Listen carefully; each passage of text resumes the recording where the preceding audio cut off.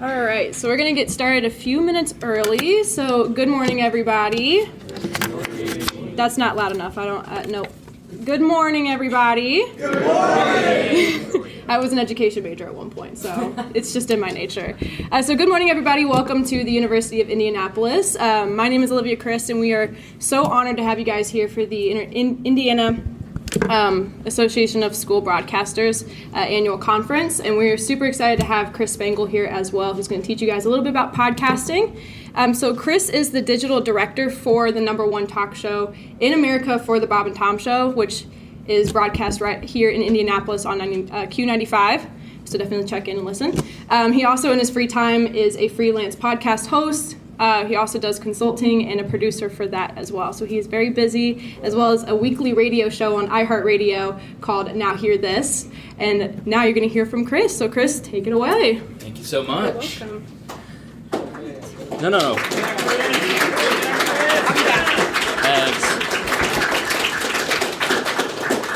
No. No, keep going. No, I'm just kidding. Thanks so much for attending and choosing me over Brad Shoemaker.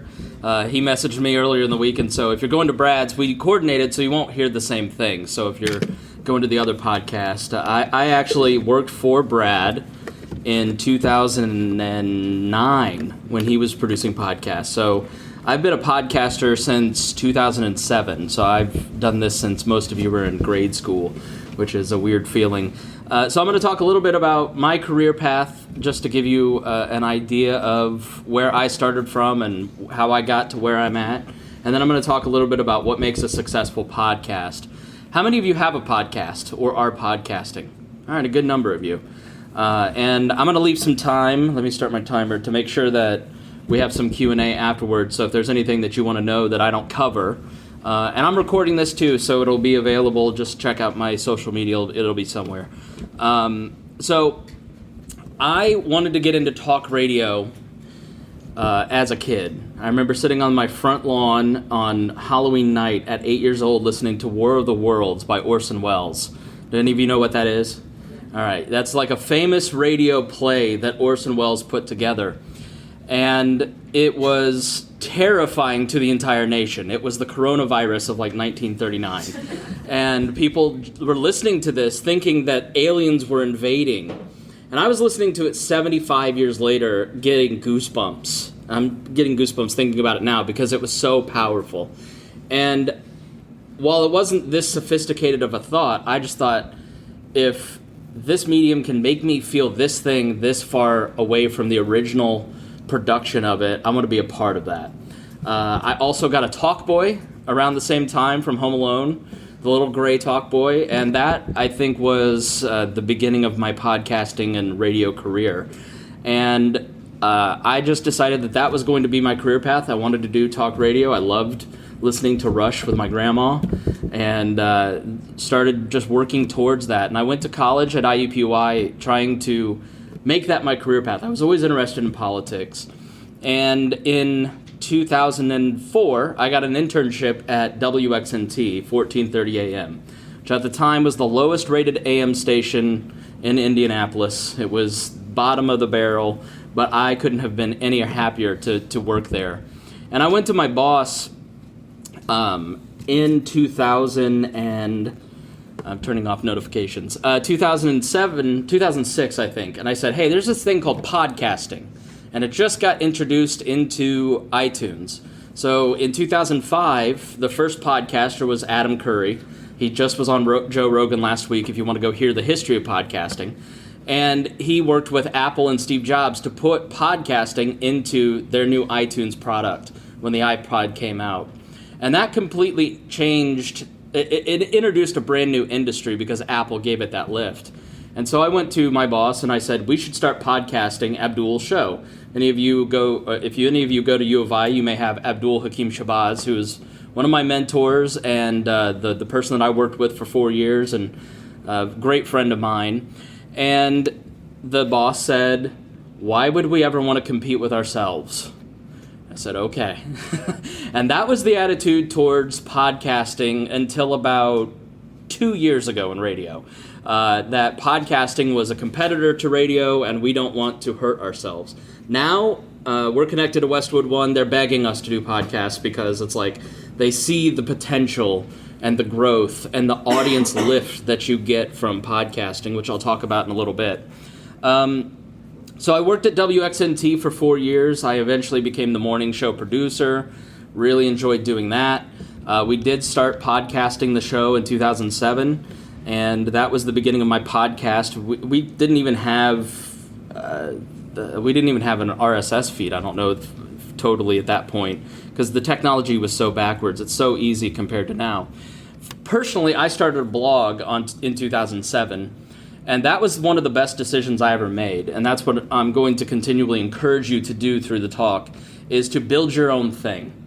Because the ability to learn on my own platform that I've been building since 2007 has made me a better candidate for future work. And I was fortunate enough to get an internship in 2004. The reality in broadcasting is that internships are harder and harder to come by. Brief history, some Hollywood interns were getting coffee. It's like a classic meme that interns just get coffee. So they sued the Hollywood studio. And so they won, and the federal government passed some rules that said you have to give interns credit, you have to pay them, and they have to do something substantial towards their education. They're not free labor. And so what happened? Most companies couldn't afford to hire interns and pay them, so they just stopped doing internships. So podcasting, blogging, YouTubing, video vlogging, I hate the term vlogging, that's why I said YouTubing, that becomes even more important for all of you who want to work in broadcast media. Because if you can build your own thing, it gives you the experience that will be marketable to future employees, because internships may be harder to find once you are ready to leave college. But if you have years of building your own audience around your own thing, even if it's a small audience, they'll go, wow, this person has digital skills. That's what happened in my case. That 8-year-old boy sitting on the front lawn said, I want to work for Bob and Tom someday. And I do. And it's because I started my own thing and built those skills. And when I finally got the chance to meet Tom, he said, wow, you have all the skills I've been looking for to improve this section of our business. And so I left the radio station to go work for the Libertarian Party of Indiana. And I worked there for 4 years because I recognized that I didn't know much about how politics actually worked. And if I wanted to be a talk radio show host, I probably should have some understanding of politics. And I listened to some of those old shows in 2007 and 8, and I'm so embarrassing. And while there, I started a college outreach podcast called We Are Libertarians. And the 8th anniversary of that show that I continued to do was yesterday.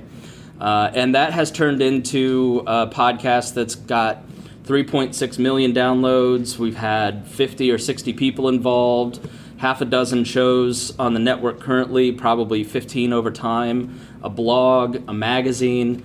That has turned into sort of my main driver of what I do and where I've built my skills. I've built my own thing and grew We Are Libertarians into a podcast that gets about 10,000 downloads per episode, and I've been able to help lift other people inside my niche through the size of that particular audience. And let me go back. So We Are Libertarians is a conversational show amongst friends. It sounds like you're listening to people sitting around a kitchen table talking about politics, and that's what we want. We want to inform you about the news from a libertarian perspective in a fun and engaging way. And that has been the bulk of my social circle. It has been just a tremendous blessing in my life because I've got so many friends from doing this podcast, and that's another great benefit of doing a podcast is all the people that you work on this project with. So I left the Libertarian Party to go work at a local ad agency, and while there, we needed to redesign a logo. And I ended up meeting the graphic designer for Bob and Tom. Now, what I didn't know when I met PJ was that Bob and Tom had been looking for somebody to fill the role that I'm in now for 3 years. They just didn't know who to hire at the time. And they really needed to evolve their digital presence. So when I met Tom and I sat down with him, He goes, wait a minute, you work at an ad agency, you were in radio, you know organization because of the political stuff, you have your own podcast, you understand social media, you know how to run a website. This is a no-brainer. And so I credit podcasting and running my own website and building my own network with getting me the opportunity to have such an amazing job. At Bob and Tom, I counted the other day, I have uploaded 16,000 podcasts in the last 6.5 years. I've all told probably uploaded about 18,000. At this point, I've done probably 10,000 hours of podcasting. I've responsible for about 10 million downloads between Bob and Tom and my own podcast at this point. And it didn't feel like it was significant until you sit back 15 years into it and go, whoa, okay, I've done a lot of stuff. And while at Bob and Tom, I met a comedian named Miss Pat. She is the funniest person on the planet. You will one day know her name if you don't already know Miss Pat's name. And I'm now on a comedy podcast, and that comedy podcast has 70,000 downloads a week. And when Miss Pat wanted to start a podcast, she said, it's a no-brainer. You should be on the show, and you should help me build this thing. And so we've been building a podcast there over the last year. And when another friend, Robert Vane, wanted to start a podcast called Leaders and Legends to promote his business, he said, it's a no-brainer. You understand podcasting, and when he asks questions, it's like stuff I can do in my sleep. And so I now work as a podcast consultant in this growing industry. 4 years ago, I had to have something on my website that explained how to download a podcast. My dad did not know what a podcast was. A year ago, he called me and he goes, I listened to my first podcast. It was the Dale Jr. podcast. And I said, thanks for the support, Dad. But that shows you that, you know, my boomer dad, who doesn't understand technology at all, is listening to podcasts now. The entire industry, Brad Shoemaker and I were talking about this the other day, because Brad and I talked in 2013 about starting a podcast studio together. He started his own podcast studio, which I'm sure he will talk about. And people just didn't understand what it was. They didn't understand how to do it. And so if you have to explain your product, it's very hard to build a business around that. But because we were early adopters, we are more marketable now that everybody else is caught up to it. Podcasting is kind of, you're probably too young to remember this, but there was a time where blogging, you've got to have a blog. Everybody's got a blog. You've got to get a blog. I got to find somebody to do a blog. I need a QR code. I'll pay you $2,000 to give me a QR code. It's the new hot thing. Podcasting is sort of that thing where every company right now wants to do a podcast. Now, the benefit for you is that because you're young, people inherently think you know about technology. So if you actually do know about technology, then it's easy for you to market yourself to people who want to do a podcast or shoot video or blog or do any kind of digital work. As I get older, people start to think less and less that I understand technology. And so it is definitely an inherent built-in advantage of being young because you're digital natives. I'm 36, so I'm right at the beginning of that digital native era. And people who are older than 40 typically aren't digital natives. They didn't grow up the way that we grew up with I didn't grow up with social media. I was in college before Facebook came along. But I was an early adopter of it. And so because I used it and I understood it, it made me more attractive to employers. So that's kind of a little bit about my career. I want to talk about what it means to build a successful podcast because I want to give you more of the how to do this and how I've been able to build what I've built. I've kind of thought about what were the successful elements of the shows that I've worked on. And the first and most important thing that I say to people is it has to be around your passion. You have to be really passionate about what you're talking about. Because building a podcast is like starting a second job. I mean, I have people get into it 6 months and look at me and go, this is a lot of work. And I go, I know, because it's a lot of work. It's not something that you may start and sit down in front of a microphone and talk into it and upload it, but eventually, at some point, you fall in love with it and you want to do it in a bigger way than you're doing it. And so you have to be talking about something you're passionate about. I'm passionate about politics. I'm passionate about podcasting. I didn't have to do much prep because I could sit here and talk to you for about the next 3 hours because I'm so excited about this particular topic.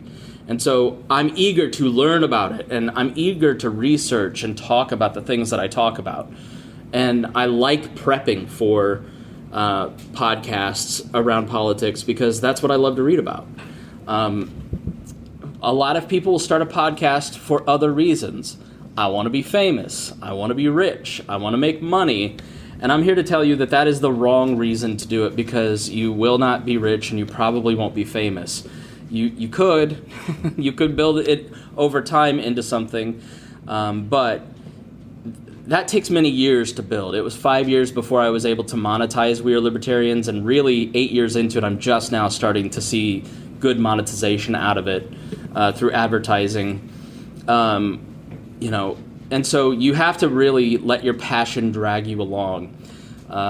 The other thing is that you have to have other people involved, because one thing about We Are Libertarians is that sometimes I'm too busy to read and research, and I'm not into politics, and I've been following this for 20 years, and like, how many more times can I hear the same thing? Like, I don't want to talk about this. Like, I'm not interested in that. Like, I couldn't have cared less about impeachment, to be honest with you. It's like, we already know the result as you get started, but there were other people who were really interested in the topic, and we could have a conversation about it.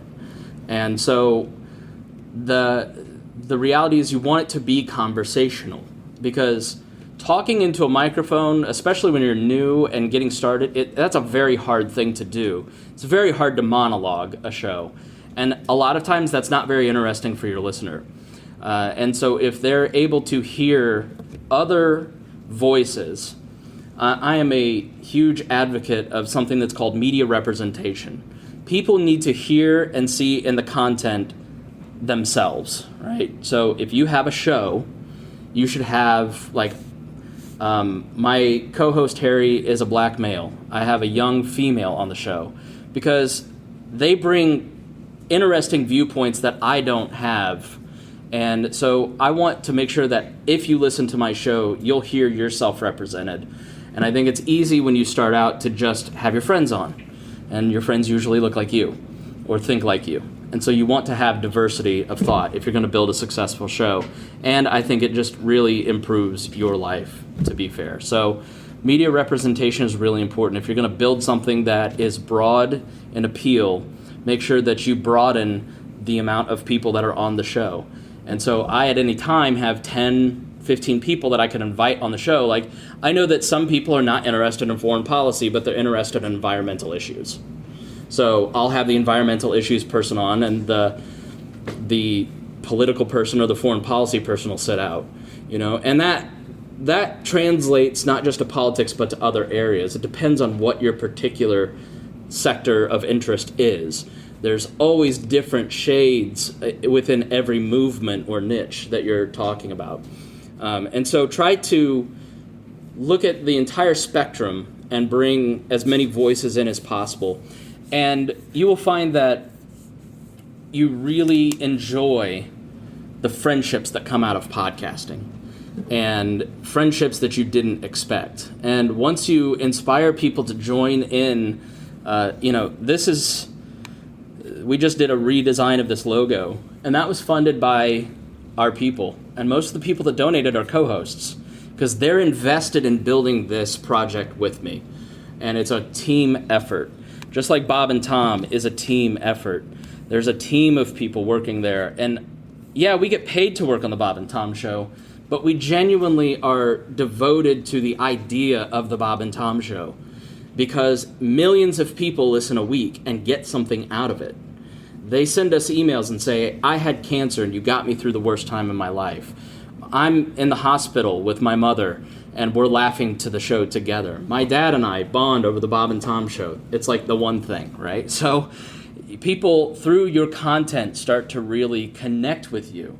And the idea of connection and relevancy are incredibly important. It's the most important thing. if you speak into a microphone, somebody has to find it relevant to their experience, or at least present it in a way that they can connect with. And so you can have disagreements, which I encourage. I encourage creative conflict. That's part of what the Pat Down podcast is. I think you can tell I'm as white as it gets. And I grew up in Plainfield, Indiana, 98% white town. My co-hosts, Miss Pat and Dion, are black. Miss Pat grew up in Atlanta, has a very crazy childhood. Like, it's really wild. And she moved to Plainfield at 30, and that was the first time she had ever been around white people. And so the conversation of Miss Pat and myself is trying to understand our different cultures. But within that, there's conflict that comes out of that. And that's what's interesting to people. That creative conflict of, I don't think impeachment's a big deal. Here's why it's a big deal. People want to hear that debate, but at the end, they want to hear that you're friends. They don't like when people are actually mad at each other, right? So Ms. Pat and I debated Medicare for all. I'm a libertarian. She wants Medicare for all. At the end, it got heated, but at the end, we're still friends. That is interesting to people. People want to hear the conversations that they have on a daily basis with each other. They want to hear that represented. So make it conversational, make it relevant to the people that are listening. And if you're going to have other people involved and it's your project, be a leader and be fair. I've made a lot of mistakes in how I've handled a lot of my co-hosts. I wasn't always fair in the beginning, but now I really try to make sure that if you're involved, I want you to get something out of it. I want you to feel that you have some ownership over it. I want to make sure that, if we're working on this together, that you feel connected to it too, because it's not mine, it's ours. And, that is a really important thing, because sometimes people can turn tyrannical. It happens. So don't be afraid to make mistakes. I think the most important thing about all this, especially when you're young, is just start. And the reality is that when you start, you're going to be horrible. Like, you're going to be bad at hosting a podcast. You're going to be a terrible blogger. Like, there are some things that, like, I read from my 2007 blog, and I'm just like, what an idiot. And you're going to have that. You're going to look back at your past self and go, that show was horrible. My voice sounded terrible. I didn't understand what I was talking about. That show had bad quality. But the important thing is to ship it. Don't wait for it to be perfect. Just start and add on. I've had 4 different logos. I've had 8 different versions of a website. I've had 5 iterations of co-hosts. You will evolve the product as you go on. It's just about learning and optimizing as you go on and continuing to just move forward and learn from what you've done. But don't wait. The biggest mistake that people make is that they wait to do something. I wish I could go back to my 18-year-old self and go, you should work out now because it's going to really suck when you're 36 and you start. You should I wish that I would have had way more, I would have done more things. Like, I look back now and go, man, my co-host Joe was totally right. I should have had more famous libertarians on in 2013. It would have helped us grow faster, but I was like, I don't want to bother them with this dinky little podcast. I don't want to take up their time. Now, working in the business full-time, I understand those people have something to promote. And usually they want to talk about themselves, And so don't be afraid to reach out to somebody.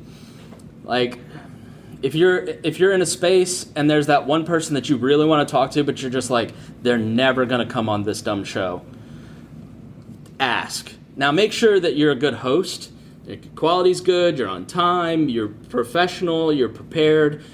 But once you hit that particular level, don't be afraid to ask. Take chances, take risks, especially when nobody's watching. My first year of We Are Libertarians, 72 people were listening an episode. I thought that was amazing that I got anybody listening to this stupid thing. I talked to a podcaster yesterday, and he goes, I'm really excited. at 1,800 downloads last year.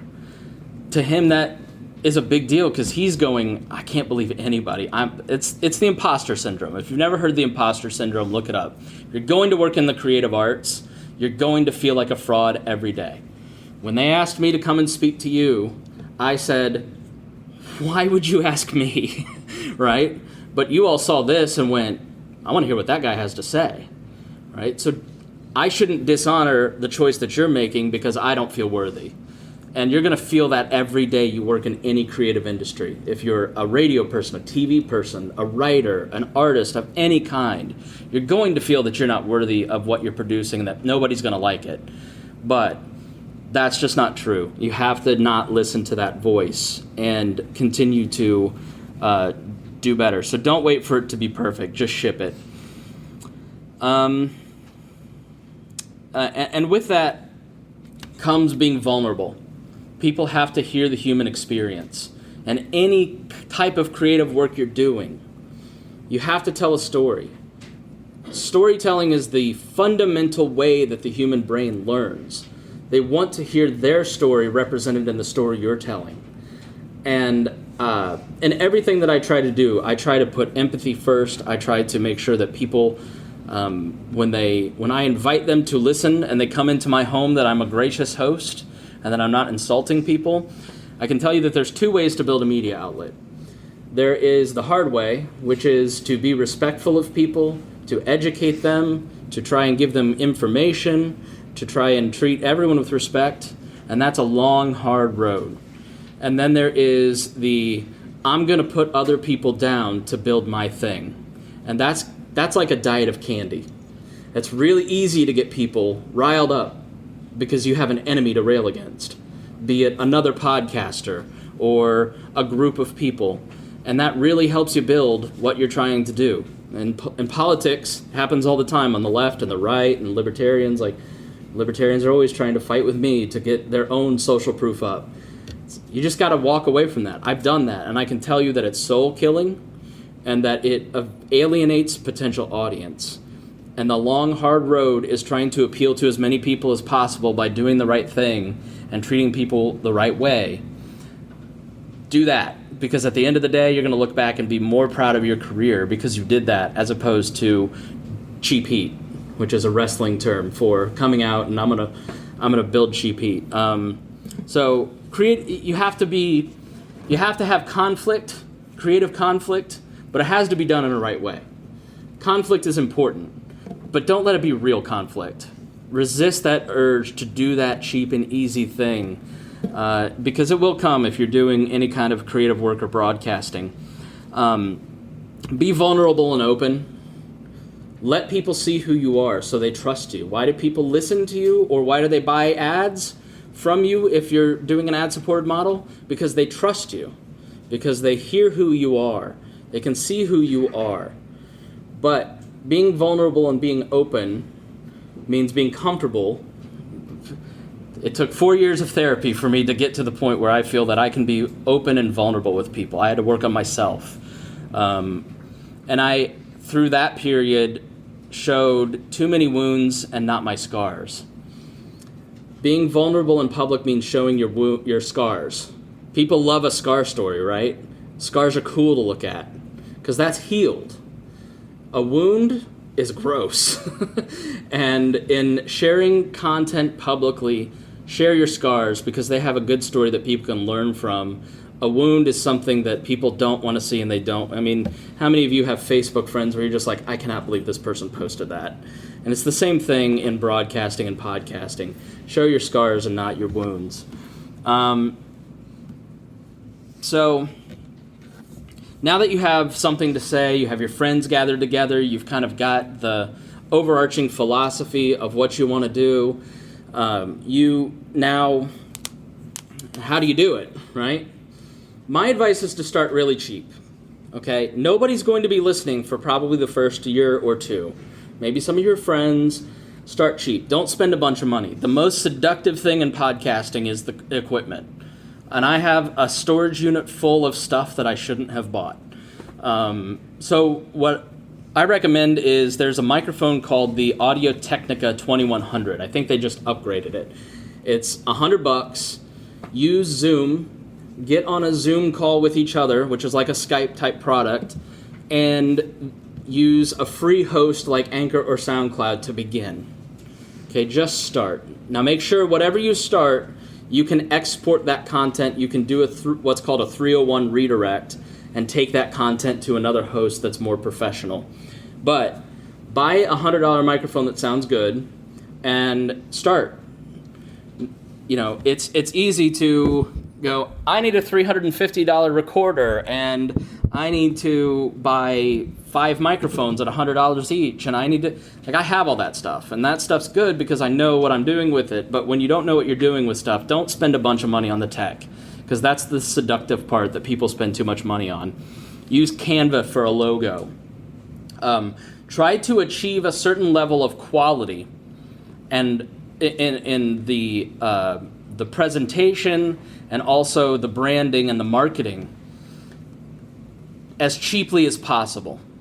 Okay? What I learned from Abdul and what I've tried to do is, nobody should, in my mind, consider me a political commentator, but thousands of people do. And it starts with them going to my website and it looking clean and professional and smart, and everything is built for ease so you can grab all this stuff and understand who we are and what we do.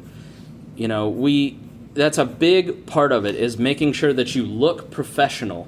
And even though you don't feel that you're an expert or you're brand new,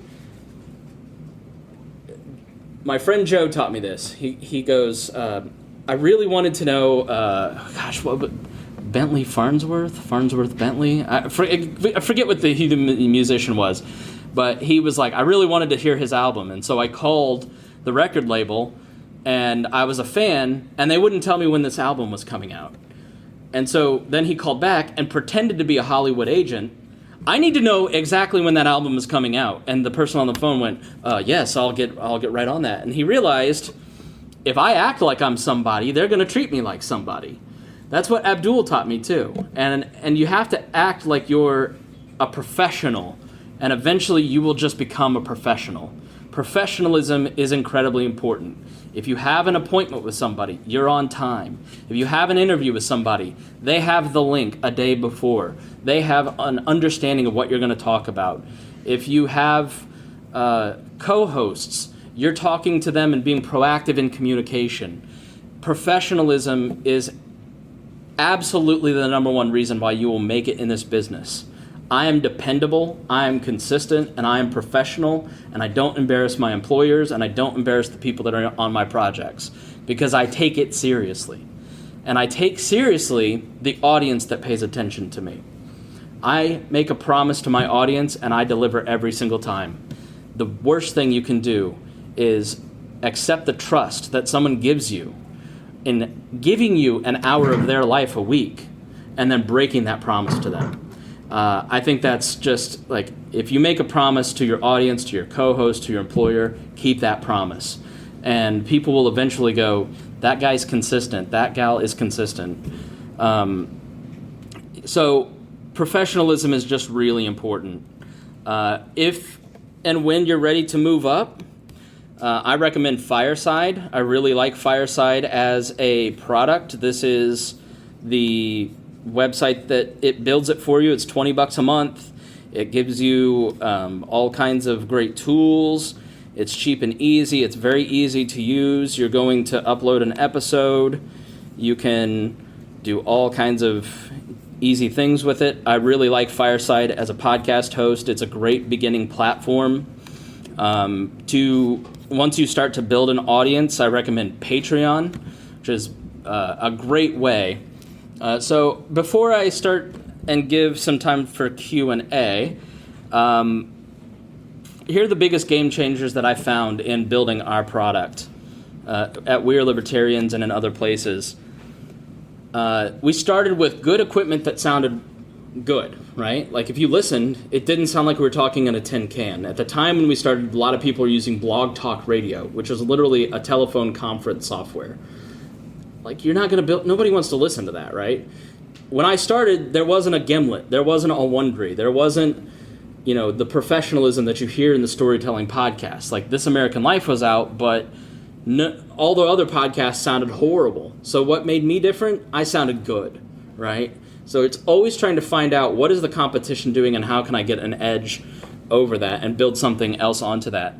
The second was building a website and looking professional, getting a good logo designed, building a website, and the SEO that came with having a website. Like if you Google Libertarian Podcasts, you're going to find my website and another website I built, and guess who's first on the podcast you should listen to? We are Libertarians, right? So it's, again, trying to find that edge, because how do people find podcasts? You go to the directory and you search for a term, or you go to Google and you search for a term. So trying to think about your user behavior and building tools that allow them to find you easily and understand what you're doing and why you're worth their time easily. Your description, the first paragraph on your website, all that should be very clear and easy to understand. We got a logo done. That was a big part of it. Starting a Patreon was huge for us. Once I asked people to invest money into the project, people felt an ownership over it. And again, it wasn't commoditized. It was me having the attitude and telling my audience, I'm not here to take your money because I want to get rich. We're building something together. Because that's how I view it. It's not good marketing. I genuinely take the money that people give and I put it towards growing another piece of the podcast platform. And so once people started investing in what we're doing, they felt ownership. They're the ones sharing content. They're the ones that I talk to. I send, and I just try to find ways to show appreciation to that. I just ordered some magnets, and I'm going to handwrite a thank you and send that magnet to each and every one of our patrons. And that's going to cost me $200-300, but it gets people thinking about what you're doing. And I hand-wrote Christmas cards, and the response to that was great. Direct mail for an audio product is really important. Like at Bob and Tom at We're Libertarians, I use direct mail a lot because you never get good mail. And if you get mail from something that's a digital product, they go, well, this is weird. Calling out for volunteers is the same mindset. Like we have a research team. So if I can't really focus in on a subject, we have 16 pages of show notes. Like if you give me an hour and a half of your time, I'm going to give you all of the information about a subject.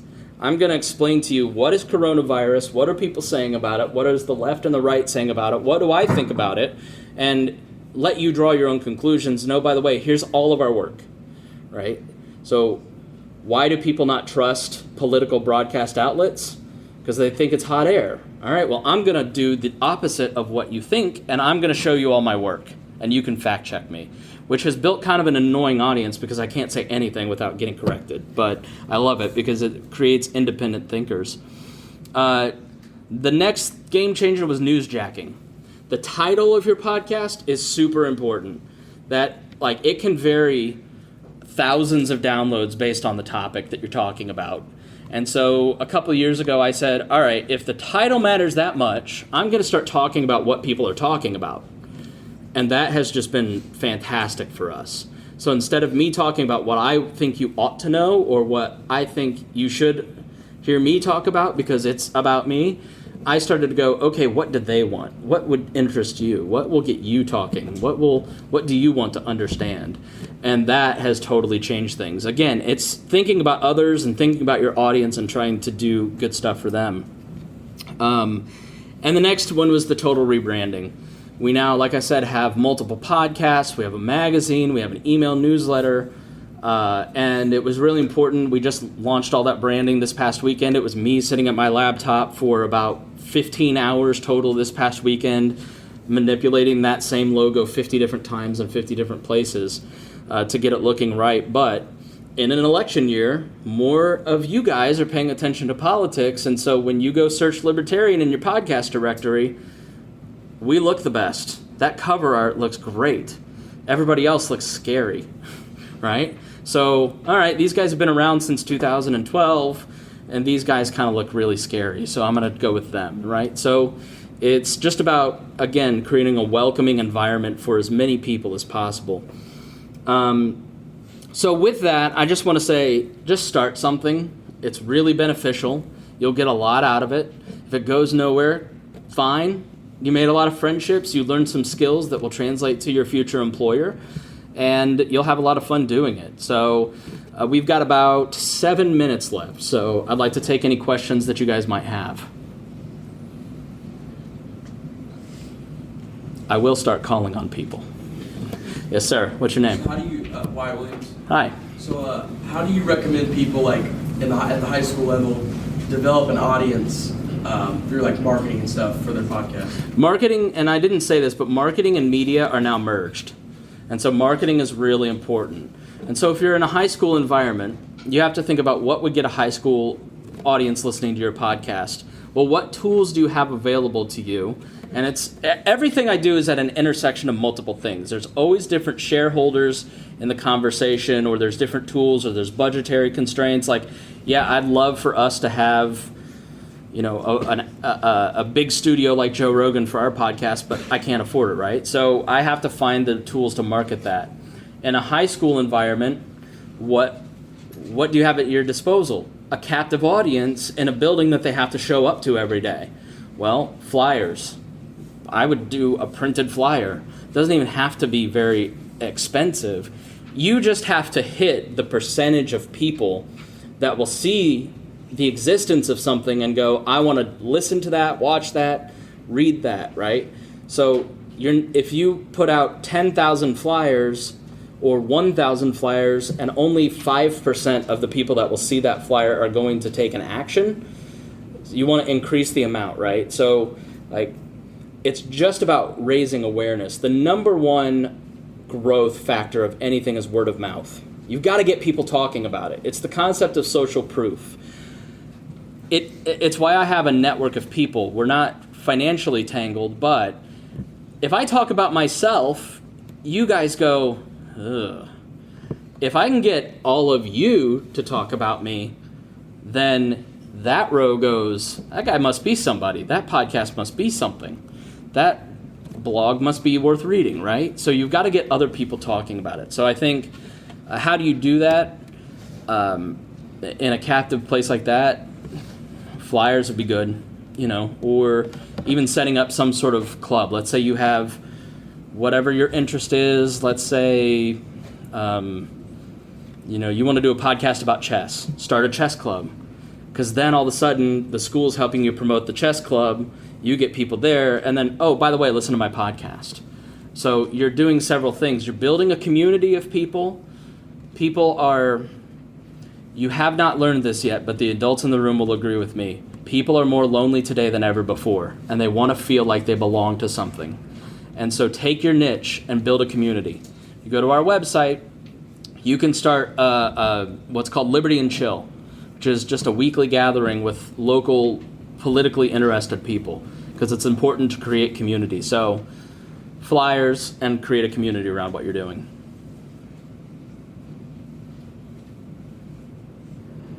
Anybody else? Yes, sir.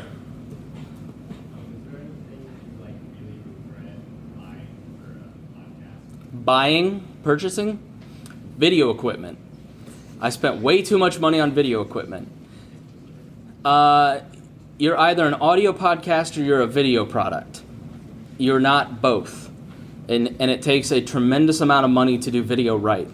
We spend a tremendous amount of money at Bob and Tom to have our 8-camera shoot, our nightly TV show on YouTube and Facebook. It takes 2 staffers and a ton of equipment that cost a lot of money, right? So what we've started to do is we buy Logitech 920s for $60, and we use Zoom, and we put that up on YouTube, and people are just as happy with that as when I spent too much money on computers and specific cameras and lightning connectors trying to get like a multi-camera shoot.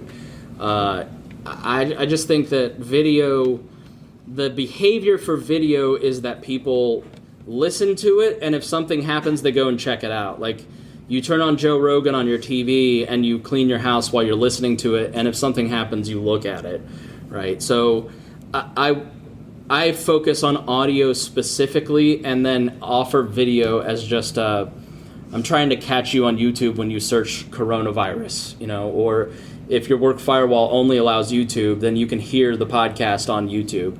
I spent too much on video, and it's not worth it. You're better off using a Logitech 920 and using OBS and creating a good video product that way and learning that tool.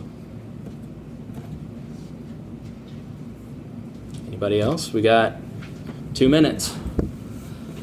Just awkwardly stare at each other. I'm okay with it. How about anybody who has a podcast? Yes, sir. What are some of the advantages you find a long format podcast brings me anywhere between an hour opposed to more short-term podcasts brings me anywhere? Yeah, so I find that, some of our early episodes are like 3 hours. The number one podcast in the world is Joe Rogan. He's making $30 million. He's getting $25,000 an ad read, and his podcasts are 2 to 3 hours. You all know who I'm talking about when I say Joe Rogan. People are not afraid early on, and some people will say, oh, you got to have a 20-minute podcast because the average drive in a car is 20 minutes, 17 minutes to be exact. We do our long-form 90-minute show with some stop points and some chapter markers at around 30 minutes. So people can dive right back into that and find it easily. But we also do little 20-minute shows. I think there's something to be said for doing a shorter show because it forces us to be more concise and get to the content quicker. But people like a long-form show because they want to hear the flow of conversation. They don't want to be interrupted. Like if you listen to our show, one of the differentiators is that it's a conversational show with a bunch of people that you can relate to versus a magazine that is doing a political show and it's a bunch of nerds trying to fit all this information in 20 minutes. Like, I'm a nerd, so I can say that. But I just think that you shouldn't force yourself. You should be cognizant. We stick to 90 minutes because 3 hours is too much. It puts too much fluff in that people don't want to hear. They want what's relevant. And that first 20 minutes is us, what I call the personality building section, So that first 20 minutes is us chit-chatting so you get to know who you're listening to. And then the other portion of the show is the information that you want. And I put a marker on there so people can just skip the fluff if they don't want it. But I think if you do a 3-hour show, then you're adding in too much that people don't want to hear. People want you to get to the thing that they want to learn about or that they want to hear. But if you have like a conversational show, like a Joe Rogan show, you don't know what you're going to hear, right? You tune in and you're kind of like, I just want to hear where the conversation takes them because this is an interesting person that I want to hear. So it's about experimenting and finding what works for your audience, which is why you have to constantly ask your audience and gauge their reaction and do surveys. Because to do the kind of content that people want, you got to understand who you're talking to. But final thing on that is the majority of my audience are white males, millennials, middle class, Christians, right? So birds of a feather flock together, so you kind of draw in who you want, which is a great opportunity to use diversity to expand some of that horizon. So, but constantly test your audience, surveys, understand who you're talking to. So feel free to follow me on anything. Look up Chris Spangle. You'll find me or the dancer in Denver, but you probably figured out that I'm not the dancer in Denver. So feel free to follow me. If you guys have questions after this, feel free to message me on whatever platform, Instagram or Twitter or Facebook, and I'll be happy to answer your questions. So thank you guys so much for listening.